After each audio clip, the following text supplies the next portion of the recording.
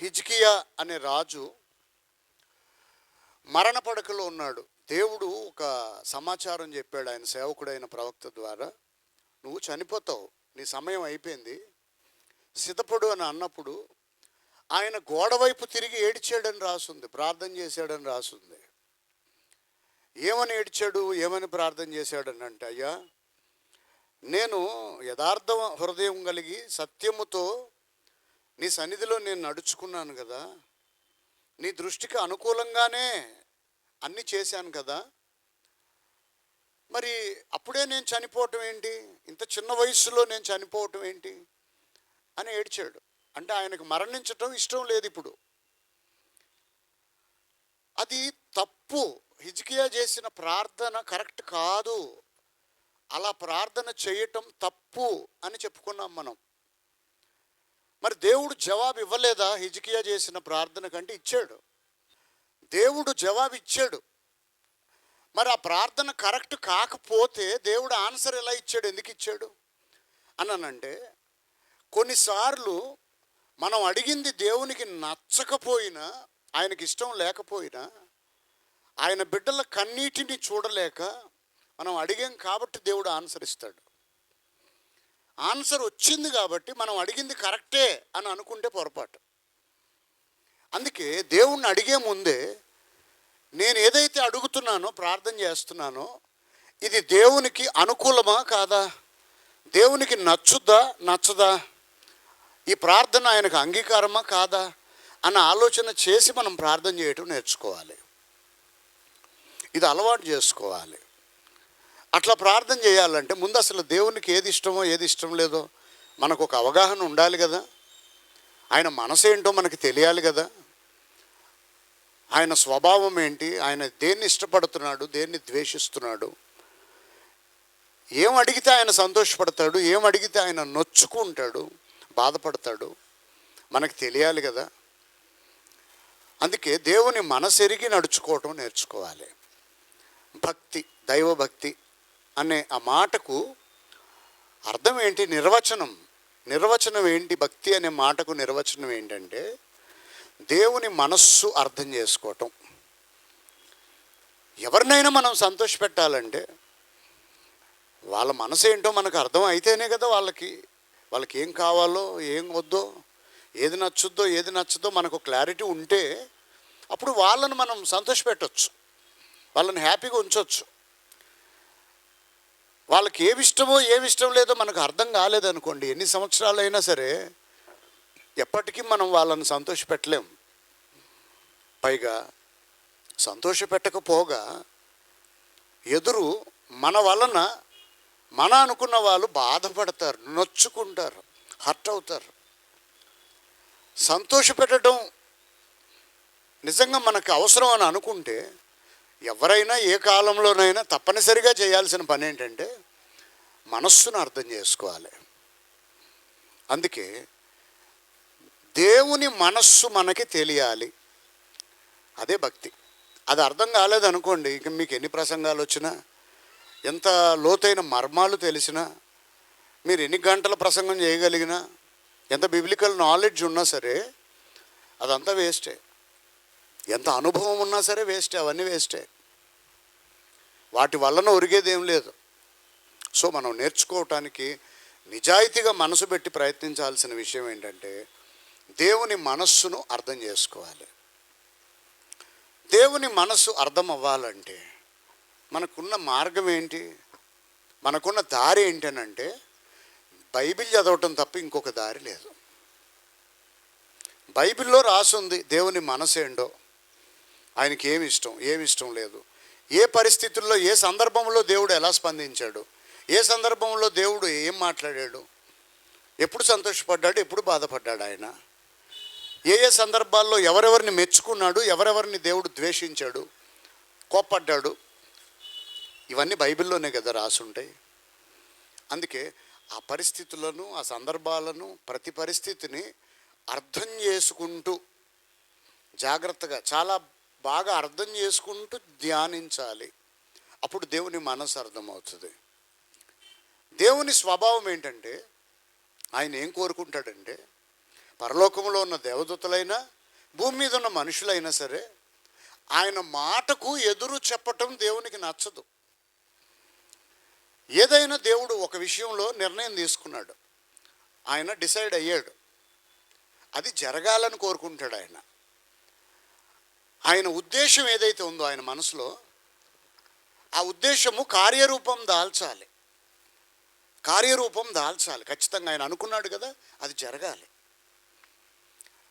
శిష్యులకు ప్రార్థన నేర్పాడు యేసుప్రభు. 12 మంది శిష్యులకు ఎలా ప్రార్థన చేయాలో నేర్పాడు. అప్పుడు ఏమని నేర్పాడు? ఆ ప్రార్థనలో ఒక పాయింట్ ఉంటుంది. ఏమన్నాడు ఆయన? పరలోకమందు నీ చిత్తము నెరవేరుచున్నట్లు భూమి మీద కూడా నీ చిత్తము నెరవేరును గాక అని ప్రార్థించండి అన్నాడు. అంటే కేవలం ప్రార్థనే చేయమన్నాడా? పరలోకములో నీ చిత్తము ఎలా అయితే నెరవేరుతుందో, చిత్తం అంటే ఏంటి? ఆయన ఉద్దేశాలు పరలోకంలో ఎలా అయితే జరుగుతున్నాయో భూమి మీద కూడా అలాగే జరగాలని మీరు కోరుకోండి, ప్రార్థన చేయండి అన్నాడు. అంటే ప్రార్థన మటుకే చేయండి అని కాదు కదా దాని అర్థం. ప్రార్థన చేయాలి, దాని కొరకు మీరు ఏం చేయాలో అది మీరు చేయండి. మీరు ఏం చేయగలరో చేయండి. దేనికోసం? దేవుని ఉద్దేశాలు కార్యరూపం దాల్చాలి. దేవుని ఉద్దేశాలే జరగాలి, మన ఉద్దేశాలు కాదు.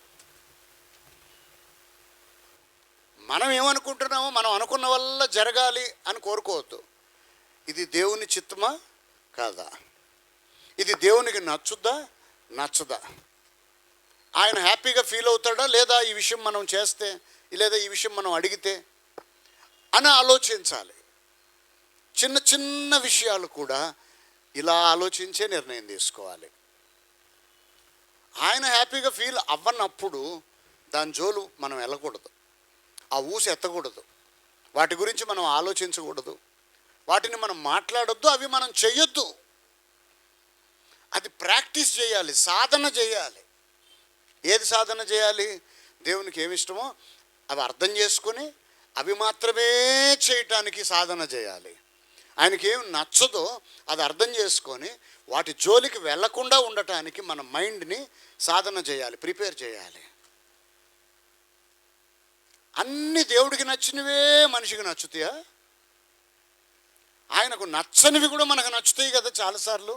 ఇంకా చెప్పాలంటే నిజాయితీగా ఎక్కువ శాతం దేవునికి ఏది నచ్చదో మనిషికి అదే కావాలి.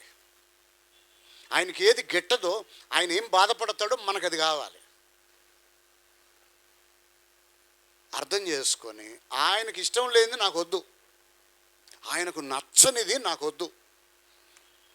నేను ఇది అడిగాను అనుకో, దేవుడు హర్ట్ అవుతాడు. ఆయనకు నచ్చంది అసలు ఎందుకు అడగాలి? ప్రార్థన అనే పేరుతో దేవునికి నచ్చనిది, దేవునికి ఇష్టం లేనిది, ఆయనకు సంతోషము కలిగించనివి మనం ఎందుకు ప్రార్థన చేయాలి? ముందే అర్థం చేసుకోవాలిగా. అడుసు తొక్కనేలా కాళ్ళు కడగనేలా అంటారు.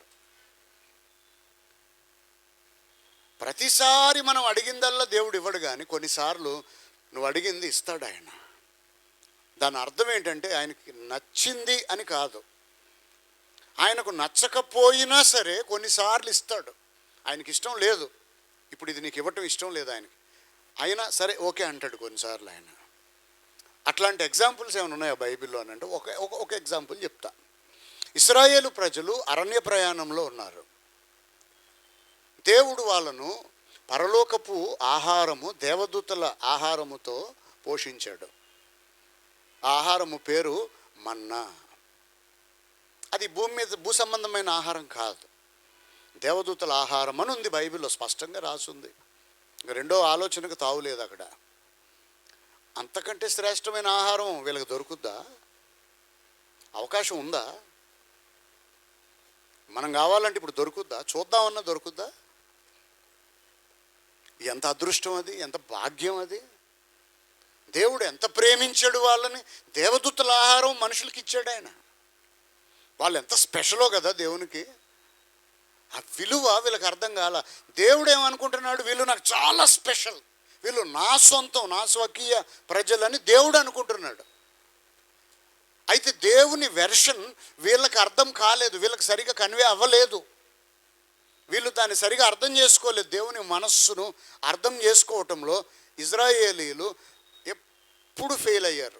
ఒక్కసారి కూడా ఆయన మనస్సును సరిగా అర్థం చేసుకోలేదు. టోటల్గా రివర్స్లో అర్థం చేసుకున్నారు. ప్రతిసారి రివర్సే. దేవుడు ఏం చెప్తే దానికి రివర్స్ వీళ్ళు.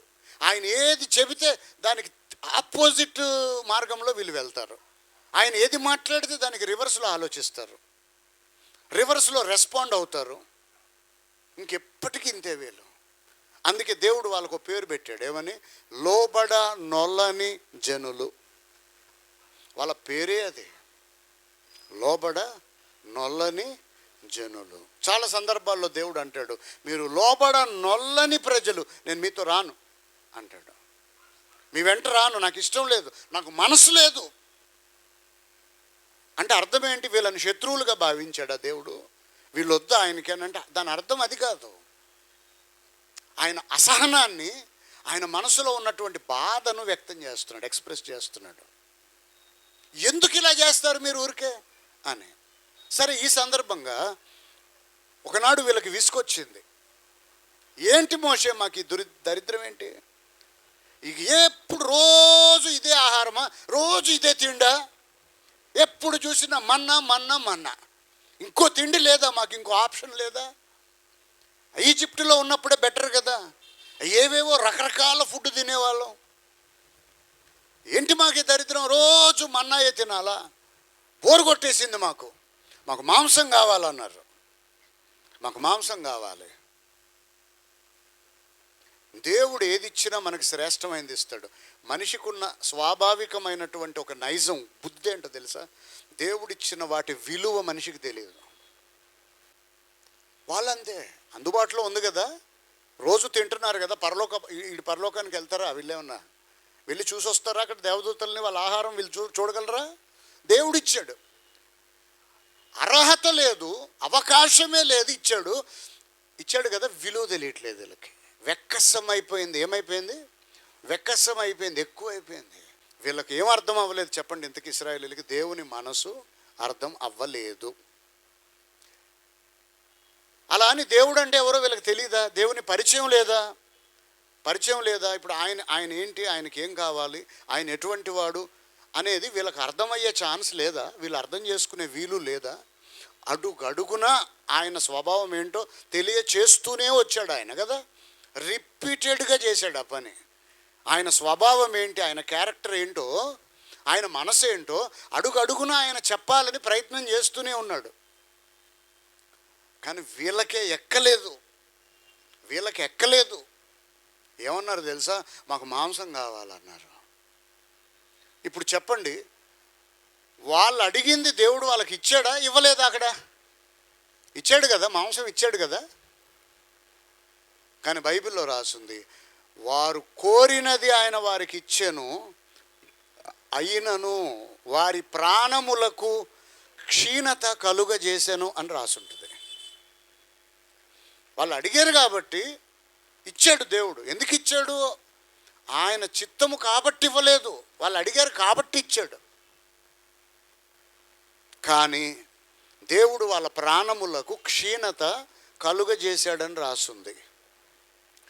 దేవుని చిత్తము ఇది కాదు అని మనం అర్థం చేసుకోవాలి. ఏది దేవుని చిత్తమో, ఏది దేవునికి ఇష్టం లేదో గ్రహించటం నేర్చుకోవాలి. దానిని దైవ భక్తి సాధన అంటారు. ఏమంటారు? దైవభక్తి సాధన. దీనికి పెద్ద పెద్ద ప్రసంగాలు అవసరం లేదు, లోతైన మర్మాలు ఏం అవసరం లేదు. దీనికి చిన్న విషయం, ఆయన మనస్సును అర్థం చేసుకోవటానికి ప్రయత్నం చేయాలి. జీవితాంతము ఈ సాధన చేస్తూనే ఉండాలి. నాకు తెలుసులే, అర్థమైపోయింది అంటే ఏం తెలుసు నీకు ఏం తెలుసు? నువ్వు అనుకుంటున్నావు తెలుసు, నాకు అర్థమైపోయింది. నీకు అర్థమైతే బ్రతుకిలా ఉండదు ఈరోజు. ఆయన మనసు అర్థమైతే పరిస్థితులు ఈరోజు ఇలా ఉండవు. అర్థం అవ్వలేదు, నీకు ఏం అర్థం అవ్వలేదు. ఎందుకంటే నువ్వు అర్థం చేసుకునే ప్రయత్నం చేయలేదు. రెండోది ఏంటంటే, హృదయంలో ఒక బలమైన కోరిక ఉండాలి ప్రతి విశ్వాసి హృదయంలో. ఏమని? నా దేవుణ్ణి నేను సంతోషపెట్టాలి. ఏమని కోరిక ఉండాలి మనసులో? చాలా లోతైన తీవ్రమైన వాంఛ, బలమైన కోరిక ఉండాలి హృదయంలో. ఏమని? నా దేవుణ్ణి నేను సంతోషపెట్టాలి, నేను ఆయన్ని హ్యాపీగా ఉండేటట్టు చూసుకోవాలి. నేను చేసే పనుల వలన, నా మాటల వలన, నేను తీసుకునే నిర్ణయాల వలన నా దేవుడు హర్ట్ అవ్వకూడదు, ఆయన నొచ్చుకోకూడదు, ఆయన దుఃఖపడకూడదు అనే తీవ్రమైన కోరిక ఉండాలి మనసులో. ఎప్పుడెప్పుడు ఉండాలి? చివరి శ్వాస దాకా. బ్రతికున్నాం కదా, చచ్చిపోయే ఆఖరి నిమిషం దాకా ఈ కోరిక చాలా లోతుగా ఉండాలి మనసులో. మీరు ఏ పరిస్థితుల్లో ఉన్నా సరే, ఎక్కడున్నా సరే, చుట్టూన్న పరిస్థితులు ఎలా అయినా ఉండనివ్వండి, మీరు ఎక్కడైనా ఉండండి, అదే భూమి అదే ఆకాశం కదా. ఈ తీవ్రమైన వాంఛ, నా దేవుణ్ణి నేను సంతోషపెట్టాలి, నా దేవుణ్ణి సంతోషపెట్టాలి. ఇంకొక ధ్యాస ఉండకూడదు విశ్వాసకి. ఇంకొక ధ్యాస అంటూ ఉంటే వాడు విశ్వాస కాదు.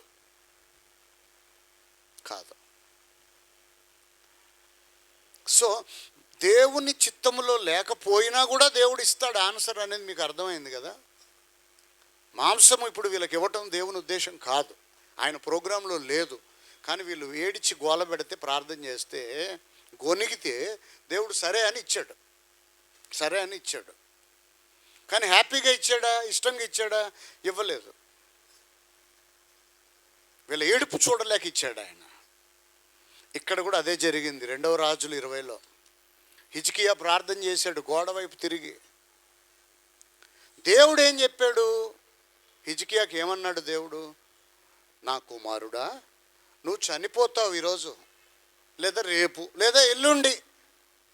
టైం దగ్గర పడింది, నీకు టైం దగ్గర పడిపోయింది, ఇంకా నీకు టైం అయిపోయింది, లేదు, నీ ఆయుష్ తీరింది. ఇది నా చిత్తము, ఇది నా ఏర్పాటు, నేను డిసైడ్ చేశా.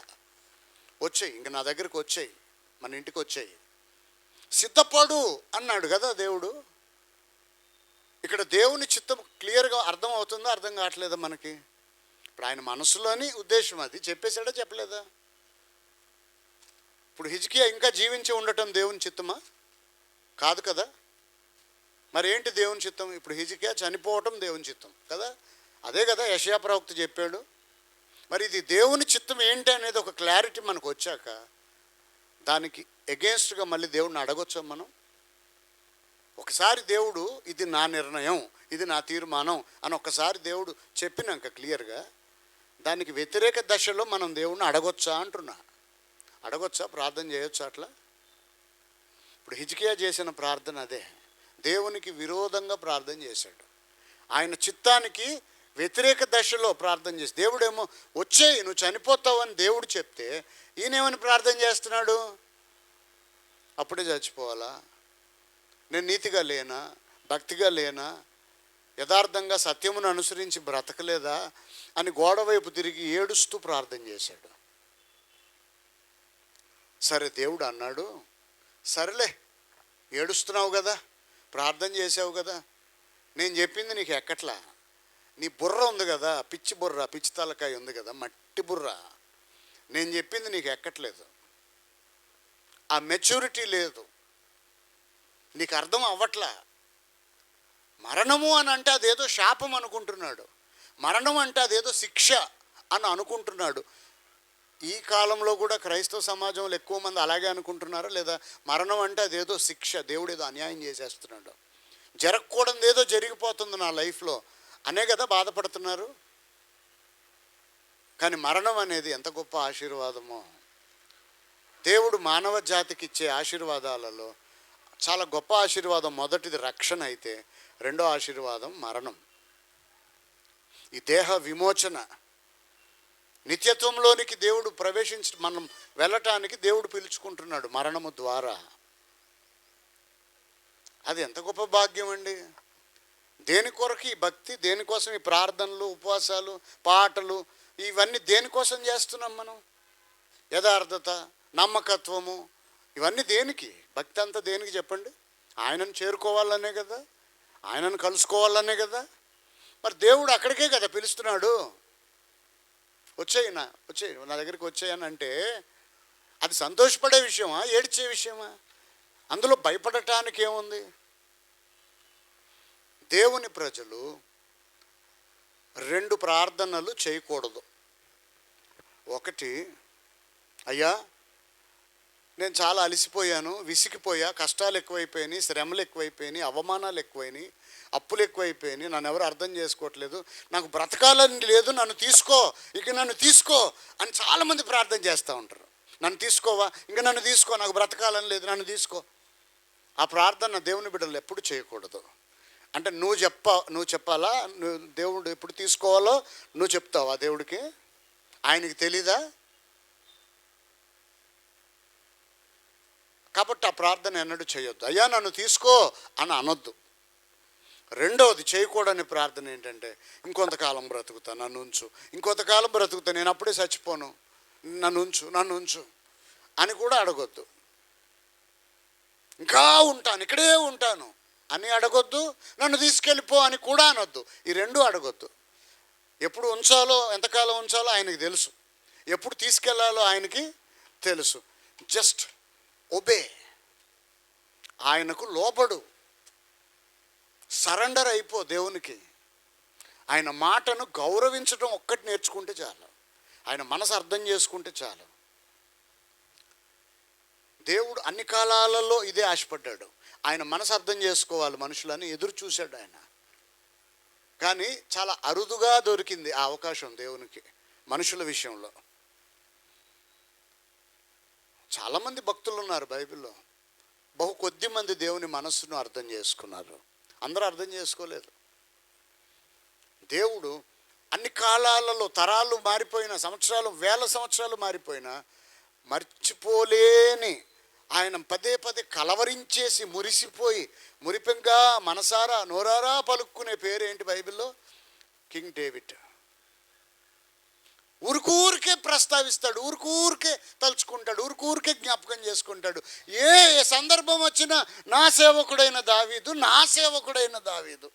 అబ్బా. వేరే ఏ రాజుల గురించి దేవుడు కంపేర్ చేసి మాట్లాడినా సరే, ఇతను మంచోడే కానీ నా సేవకుడైన దావీదులాగా ఇతను లేడు. దేవుడు అంటాడు, నా దృష్టికి ఏది ఇష్టమో దానిని మాత్రమే చేసిన నా సేవకుడైన దావీదులాగా వీళ్ళు చేయలేదంటాడు ఆయన. నా దృష్టికి ఏది ఇష్టమో అది కూడా చేయటం కాదంట. నా దృష్టికి ఏది ఇష్టమో అది కూడా కాదు, అది మాత్రమే. తేడా ఉందా లేదా? అది కూడా చేయటం వేరు, అది మాత్రమే చేయటం వేరు కదా. అబ్బా, దావీదు ఆ ఘనత సాధించాడు. దేవుని మనసెరిగి నడుచుకున్నాడు. మొదటి నుంచి అంతే. అతని బాల్యం, చిన్నప్పటి నుంచి అలాగే ఉన్నాడు దావీదు. దేవుని మనస్సు మీద ఫోకస్ చేశాడు, దేవుని మనసును అర్థం చేసుకోవటం మీద దృష్టి పెట్టాడు. ఇంకా వేరే ఆశ లేదు, వేరే ధ్యాస లేదు ఆయన లైఫ్లో. మనం గమనిస్తే జాగ్రత్తగా డేవిడ్ లైఫ్ హిస్టరీ మొత్తం జాగ్రత్తగా స్టడీ చేస్తే మన దృష్టికి వచ్చే ఏకైక అంశం ఏంటో తెలుసా? ఆయన ఫోకస్ మొత్తం, కాన్సన్ట్రేషన్ అంతా దేని మీద పెట్టాడంటే, దేవుని మనసును నేను అర్థం చేసుకోవాలి. ఇంకో ధ్యాస లేదు ఆయనకు అసలు, ఇంకో కోరిక లేదు, రాజ్యకాంక్ష లేదు, అధికార వ్యామోహం లేదు, శారీరక వ్యామోహం లేదు. ఒక్క బత్షెబ విషయంలో తప్ప. ఆ ఒక్క ఎపిసోడ్ని స్కిప్ చేసేస్తే మళ్ళీ బ్రతికుండగా ఎప్పుడు అటువంటివి రిపీట్ అవ్వాలి ఆయన లైఫ్లో. అలాగే బంధుప్రీతి లేదు. వీళ్ళు నా కొడుకులు కదా, నా కూతుర్లు కదా, నా అల్లుడు కదా, నా బిడ్డలకే రాజ్యం నేను ఇవ్వాలి, కట్టబెట్టాలి, నా బిడ్డలను నేను గొప్పవాళ్ళని చేసుకోవాలి, వాళ్ళకి ఏదో సంపాదించేయాలి, కూడబెట్టేయాలి. ఇవేమి చేయలేదు దావీదు. ఆ ధ్యాస లేదు. ఎప్పుడు చూసినా ఆయన జీవితం అంతా ఆ కీర్తనల గ్రంథం చదువుతుంటే అనిపిస్తుంది, అబ్బా నేను కూడా అట్లా ఉంటే ఎంత బాగుండు. అసలు ఎలా వచ్చింది ఈ ఆలోచనలు ఆయనకి? ఎవ్వరు చేయని ప్రార్థనలు ఈయన మాత్రమే చేస్తాడు. నీ ధర్మశాస్త్రములోని లోతైన సంగతులు చూచున్నట్లు నా కనులు తెరువుము. ఎవరన్నా చేశారా మళ్ళీ బైబిల్ మొత్తంలో? ఇంతమంది భక్తులు ఉన్నారు, అలాంటి ప్రార్థన ఒక్కళ్ళన్నా చేశారా మళ్ళీ ఎప్పుడన్నా? ఇంకేమంటాడు ఆయన? నీ వాక్యము నా పాదములకు దీపము, నా త్రోవకు వెలుగు. ఇలాంటి విలువైన మాటలు ఇంకెవరైనా పలికారా మళ్ళీ బైబిల్లో? ఎవరైనా ఒక్కళ్ళు ఎవరైనా? అంటే దేవుని మనస్సులో ఆయన ఏది అనుకుంటాడో, ఏది ఫ్లాష్ అవుతుందో మనసులో, కరెక్ట్గా ఇక్కడ రిఫ్లెక్ట్ అవుతుంది. అది ఇక్కడ స్క్రీన్ మీద దావీదు అనే ఈ వ్యక్తి మాటలలో, ప్రవర్తనలో బయటకు వస్తాయి. ఎలా అంటే ఆయన మనసుకు అంత కనెక్ట్ అయిపోయాడు. ఆయన ఇంకో ప్రపంచం లేదు ఆయనకి, ఇంకో ప్రపంచం లేదు. ఎంత బాగుంటుందో కదా అట్లా బ్రతకగలిగితే. హిజ్కియా దేవుని ఇష్టానికి విరుద్ధంగా ప్రార్థన చేశాడు. అలాంటి ప్రార్థన మనం చేయకూడదు. ప్రార్థన చేయటం తప్ప అని అంటే చేయొచ్చు, కానీ దేవునికి ఇష్టమా కాదా? ఇప్పుడు నేను చేసే ఈ ప్రార్థన ఆయనకు నచ్చుదా? ఆయన సంతోషపడతాడా లేదా? ఇది ఆయన యాక్సెప్ట్ చేస్తాడా అని ఆలోచించాలి. సరే, హిజ్కియా చేసిన ప్రార్థనకు దేవుడు జవాబు ఇచ్చాడు. ఏమన్నాడు ఆయన? ఇంకా 15 సంవత్సరాలు లైఫ్ ఎక్స్టెన్షన్ ఇస్తున్నాను నీకు, ఇంకా 15 ఏళ్ళు బ్రతుకుతావు అన్నాడు దేవుడు. కానీ అది ఆశీర్వాదకరం కాదు. దేవుని చిత్తానికి వ్యతిరేకంగా, ఆయన ఉద్దేశాలకి వ్యతిరేకంగా మనం ఏడ్చి కన్నీరు గార్చి అడిగి ఒకవేళ అది పొందుకున్నా అది దేవునికి మహిమ కాదు, మనకు ఆశీర్వాదం కాదు. 2 విషయాలు గుర్తుపెట్టుకోవాలి. దేవునికి మహిమ ఉండదు దానివల్ల, మనకు కూడా ఆశీర్వాదం కాదు. ఇంకా దేవునికి మహిమ లేనప్పుడు ఇంకెందుకు? అది మీరు భోజనము చేసినా పానము చేసినా దేవుని మహిమ కోసమే చేయండి అని దేవుడు అంటున్నాడు కదా. మరి దేవునికి మహిమ లేనప్పుడు మనం ఎందుకు చేయాలి? చేసి ఉపయోగం ఏముంది? అది దేవుని బిడ్డల లక్షణం కాదు కదా. అది దేవునికి మహిమ కానప్పుడు ఒక దేవుని బిడ్డగా నీకెలా సంతోషం? అది ఆయనకు మహిమ రాదు అనుకున్నప్పుడు నువ్వు ఎట్లా హ్యాపీగా ఉండగలుగుతున్నావు? అసలు ఎలా సాధ్యం? నిజమైన భక్తి సాధకుడు అది దేవుని చిత్తం కాదు అనుకున్నప్పుడు సంతోషపడలేడు. ఆయనకి ఇష్టం లేనిది ఏదైనా అది పొందుకొని హ్యాపీగా ఉండలేడు. నిజంగా దేవుని ప్రేమించేవాడు ఆయనకి ఇష్టం లేనిది చూసి ఆనందించలేడు, విని ఆనందించలేడు, దాన్ని పొందుకొని ఆనందించలేడు నిజంగా దేవుణ్ణి ప్రేమించేవాడు. దేవుణ్ణి గూర్చి దావీదు ఆలోచించినంత లోతుగా దేవుని మనస్సును ఈయన అర్థం చేసుకోవటానికి తహతహలాడిపోయినంతగా ఇంక వేరే ఏ భక్తుడు అంత ఆరాట పడలేదు. ఇది నిజం. ఒక రాజుగా తన బాధ్యతలు కరెక్ట్గా నిర్వర్తించాడు. ఓ భర్తగా మంచి భర్తగా ఉన్నాడు, మంచి తండ్రిగా ఉన్నాడు. ఇటువైపు ఒక మంచి దైవభక్తి సాధకుడిగా ఉన్నాడు. అంటే ఆయన బాధ్యతలు, కుటుంబము, సమస్యలు, యుద్ధాలు, పోరాటాలు, స్ట్రెస్, టెన్షన్స్, రెస్పాన్సిబిలిటీస్ ఇవేవి కూడా దేవునితో ఆయనకున్న స్నేహాన్ని అడ్డుకోలేదు. ఆయనకి ఏ అవకాశం అయితే ఉందో ఈరోజు మనకు కూడా అదే అవకాశం ఉందంటారా లేదంటారా? ఆయన ఏ దేవుణ్ణి అయితే ఆనాడు సేవించాడో ఆ దేవుణ్ణే కదా ఈరోజు మనం కూడా సేవిస్తున్నాం కదా. ఏమన్నా తేడా ఉందంటారా? దేవుడు అంటాడు, ఏ నాటికి ఈడు ఆ నాటికి చాలా. ఆకాశ పక్షులను చూడండి, అవి విత్తనాలు వేయట్లేదు, కోతలు కోయట్లేదు, వాటిని నేను పోషిస్తున్నాను కదా. వాటికంటే మీరు శ్రేష్ఠులు కాదా? అల్ప విశ్వాసులారా, అవన్నీ మీకు అవసరమని మీ పరలోకపు తండ్రికి తెలియదా? దేనికోసం మీ పరుగులు ఉరుకులు? ఏం సాధిద్దామని? నా నీతిని రాజ్యమును వెతకండి, మీకేం కావాలో అది నేను ఇస్తా. మీరు చేయాల్సింది ఏంటంటే మొదట నా నీతిని రాజ్యమును వెతకండి. మనం ఆయన నీతిని రాజ్యమును తప్ప అన్నిటిని వెతుకుతూ పరిగెడుతున్నాం మనం ఈరోజు. కాదా? కాదా? ఆలోచించండి, కొంచెం ప్రాక్టికల్, బీ ప్రాక్టికల్. ఈనాడు మనం చూస్తున్న క్రైస్తవ్యం బైబిల్లో ఉన్న క్రైస్తవ్యం కాదు. ఆదిమ సంఘంలోని అపోస్తలులు, విశ్వాసులు వాళ్ళు అనుసరించిన క్రైస్తవ్యం అయితే ఇప్పుడు లేదు. ఇది నిజం, చేదు నిజం. మరి మన పరిస్థితి ఏంటి? అలాగే బ్రతికేద్దామా? ఇంకా అలాగే బ్రతికేద్దామా? మారదాం, కొంచెం చచ్చిపోయేలోపు మారదాం. ఎప్పుడు చచ్చిపోతాం తెలియదు. హిజ్కియా లాగా ఎంతసేపు ఇంకా బ్రతికేస్తా, ఇంకా సంపాదించేస్తా, ఇంకా తింటా, ఇంకా గొప్పోడిని అయిపోతా, ఇంకా గొప్ప పేరు రావాలి, గుర్తింపు రావాలి, అందరు నన్ను ఆనర్ చేయాలి. ఏం చేసుకుంటావయ్యా? ఏం చేసుకుంటావు? ఇప్పటికైనా మారు.